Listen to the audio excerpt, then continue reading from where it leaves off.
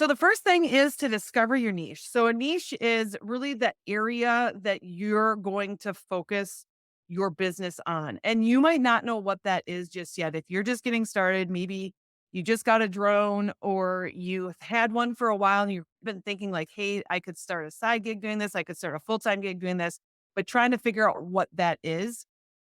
You want to start thinking about what are some of the different things that you can do with your drone. Now, a lot of people start out doing real estate photography. It's a pretty low barrier to entry. There's realtors all over the world that are selling real estate.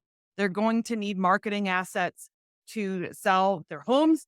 And aerial photography has always been a really great way to give a different perspective on a property. I've been a manned aircraft pilot or a crewed aircraft pilot for since 1997. I got my commercial pilot's license in 1999. And then that's when I started actually doing real estate photography from an airplane. And it's very different. Airplanes can only, you have to stay above 500 feet above the ground. So you can't get really a close enough view to the home. And then you've got to have a really good camera because first you need to be able to zoom in to because you're pretty far away from the property.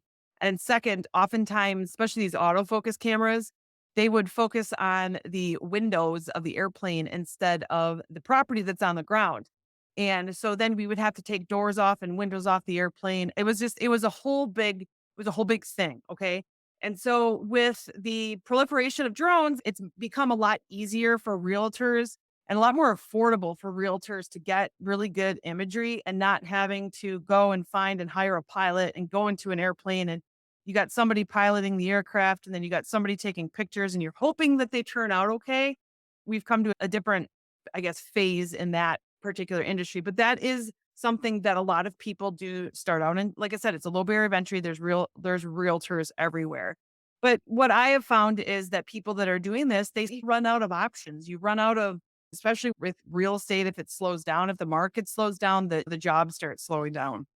When I was talking earlier about think about some of the things that you already have access to. Who are some of the people that you already know? Who are some of the contacts that you can call them up and say, "Hey, I'm offering up this service. Can you introduce me to people? Do you have a need for this service?"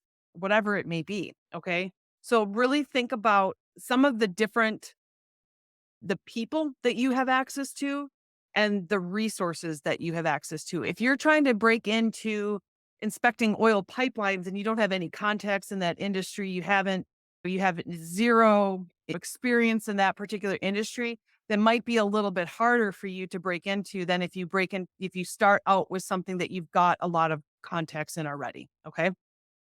So what you can do is you can start writing down some of those different things that you have. Just start to get a notebook out, get a Google Doc out, and just start writing down what some of those things are. There's a lot of people that are creating good content out there about some of the different opportunities in the drone industry. I'm working on a master list myself, but just start writing those things down.